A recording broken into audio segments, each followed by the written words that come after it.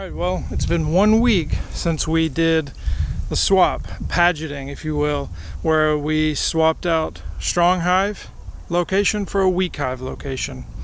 And now we're going to take a look and see what the results show. Really hope I find a queen. I really hope it worked, but we're going to find out now.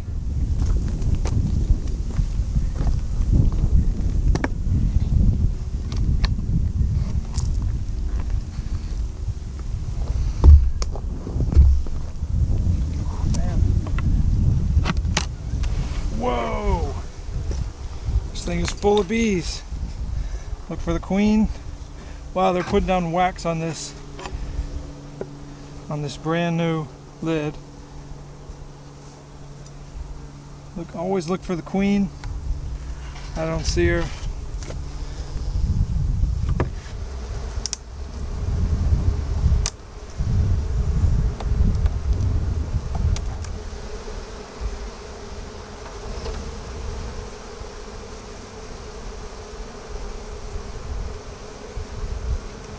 Wow.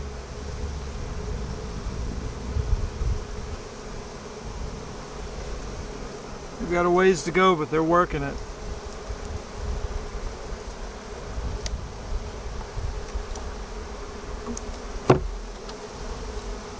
Uh-oh. Not good, not good, not good. Look at that. Queen cell, queen cell, queen cell. Ay, ay, ay. Not good.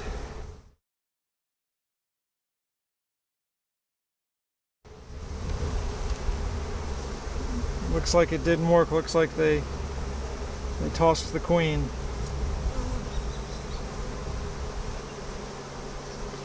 And I don't think there's enough drones this time of year for them to make it through. Wow. Real disappointment. Real disappointment. I don't think this hive's gonna make it. Well, we gave it our best. Well, either they killed the queen or the queen was on her way out, but this is, man, that month I had to step away. It's just really wreaked havoc on this yard. I'm really disappointed. Well, let's just see what they do, and if it doesn't work, we'll have to do a newspaper combine. I already lost another hive today that I saw, so we're down to 9, and if this one doesn't make it, that's 8 going into the winter. Did the best we could, trying to salvage this hive that I didn't think was going to make it, and I don't know if they're going to make it still, but tincture of time. All we can do is wait and see what they do. I don't have queen cells to put in here. I don't have a lot I can do for them. They're just gonna have to do it on their own. Wow, I'm really disappointed. Oh well. I gotta keep moving. We've got plenty of other hives that are doing quite well.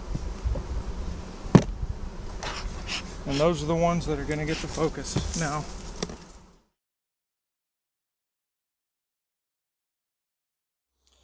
All right, well, I don't know how far I'm going to be able to get today. It looks like we have a bit of a, I'm not going to say a frenzy, but we've got a bit of activity surrounding this hive top feeder, this bucket feeder, which I find a little bit unusual, to be honest. My plan was to swap box locations because this hive is very strong. This hive just continues to flounder. So I was going to just swap. I wanted to get in there and dig around and look to make sure it was even worth swapping, but the way these bees are acting, I don't know if I really want to open a box right now, but I think that would be somewhat dangerous. This is a very strong hive. I think because the sun is coming up over the trees that you're seeing a lot of this fluid leak out? Yeah, it's leaking out. It looks like there's activity in this hive. It doesn't look like it's like a robbing frenzy. It's just opportunistic. So I think I can just swap them out without causing too much drama. I am going to put an introducer on the weaker hive just to give them a bit of a better chance. So I think the first thing, I feel like the best first step is to, whoa, that is a heavy hive at this point. They have really done a good job. Is to go ahead and move the stronger hive. Now you say, well, won't these foragers come in, smell this other queen and kill her? That's a risk, and honestly, this time of year, it would be a not good thing to happen. I have seen almost no drones, basically zero. That being said, and they've got pretty good weight on them too. That being said, no, not really. You know, the foragers don't really care that much about the queen. The foragers, I mean, they kind of do to an extent, but what they really care about is just foraging for the most part. And that's, you say, well, what about if you have a lot of foragers? And yeah, that's true. If you have a lot of foragers and you try to introduce a new queen, you know, that can be detrimental to that new queen. But you know, they're not in the hive for the most of the day. They're there in the nighttime. And, you know, at night they just kind of come in and they're going to be surrounded by bees that are just covered in the queen's pheromone. So theoretically, oh man, that is a heavy hive. Theoretically, they should be okay. The idea behind this is you're going to take a lot of the foragers from one colony, the stronger colony, and put them in the weaker colony. The other idea being, much more stable now. The other idea being, right now it's getting down into the 60s, and my concern is there's not enough bees at night to keep the brood warm. When I came 4 days ago, they were uncapping brood and dragging it outside, dead brood. I don't think that's hygienic behavior. I think because there's a screen bottom board, my only screen bottom board, they are, the brood that's toward the bottom is getting a little too cold at night. They don't have enough population to keep them warm, and they're dying. So we're transferring the population for heat. We're also transferring the foraging abilities. So, you know, this hive is kind of struggling to get ahead nutritionally, and they're really not taking down the feed very well. This other hive these foragers from the other hive will bring in nectar and pollen and that which they need. Again, it looks like they're having a heck of a time over here, and they're fighting with one another. But again, this hive is extremely strong. They should be okay. This hive is weak, so I'm going to put an introducer in there.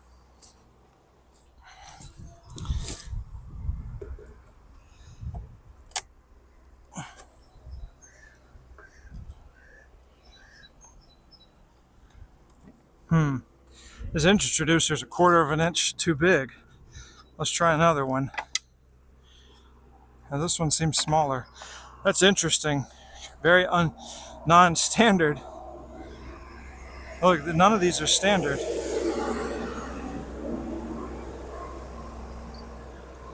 That is crazy. Let me run through all of these. You know, this is a bottom board that I just kind of scavenged. I found it behind the deep freeze of all places. So yeah, these are all fairly standard in size. That bottom board is just weird. So, question is, what do I do? I think I think I'm going to block that up with something. I don't know what yet, but I'm going to find it. All right, well, necessity and being what it is. I found, these rocks are just everywhere on the ground here. Just going to do that. Okay, so I think that's a good way to reduce the entrance down enough. And we'll see. And I just want to point out that I see some pollen going in. Pollen.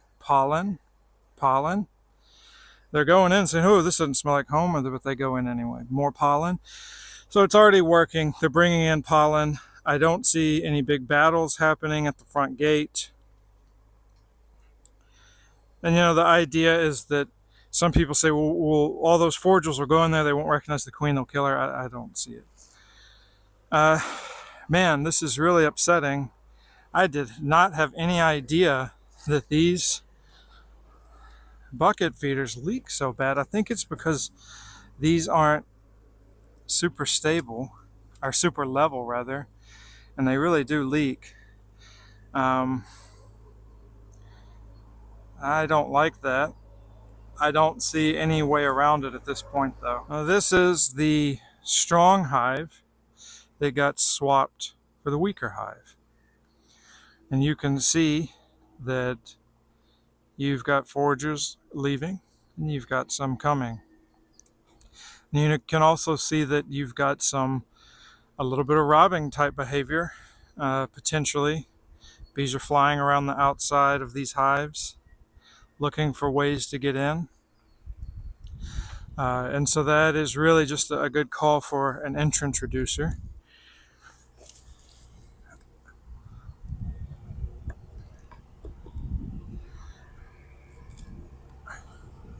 These boxes, these annoying boxes, are on these old dilapidated pallets.